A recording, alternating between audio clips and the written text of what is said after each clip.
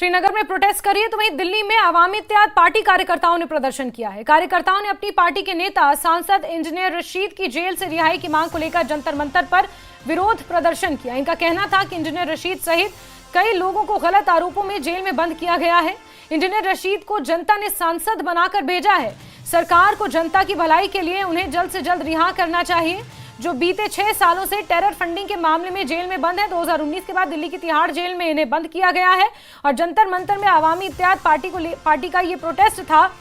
और बारामूला से सांसद इंजीनियर रशीद की रिहाई की मांग को लेकर ये प्रोटेस्ट किया जा रहा है।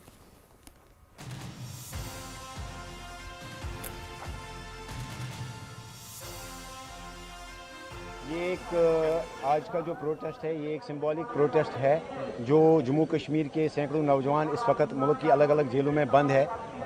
जिसकी एक जीती जागती मिसाल हमारे मेंबर पार्लियामेंट जनाब इंजीनियर रशीद साहब हैं, जो 4,40,00,000 लोगों को 4 मिलियन लोगों को रिप्रेजेंट करते हैं, 2 मिलियन वोटर्स को रिप्रेजेंट करते हैं और 6 साल उनको कैद में जो है उनकी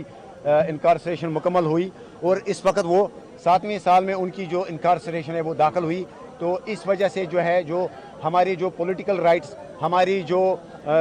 लड़कों को जो अरेस्ट किया गया है, इस वजह से हम आज यहाँ दिल्ली में प्रोटेस्ट कर रहे हैं और हमारी सरकार से ये डिमांड है, हमारी ऑनरेबल सुप्रीम कोर्ट से डिमांड है, honourable chief justice of India से ये डिमांड है कि आप मेहरबानी करके इंजीनियर रशीद साहब और इंजीनियर रशीद साहब के साथ साथ जो सैकड़ों नौजवान इस वक्त मुल्क की अलग अलग जेलों में कैद हैं उनको आप रिहा कीजिए। ये हमारी डिमांड है आज।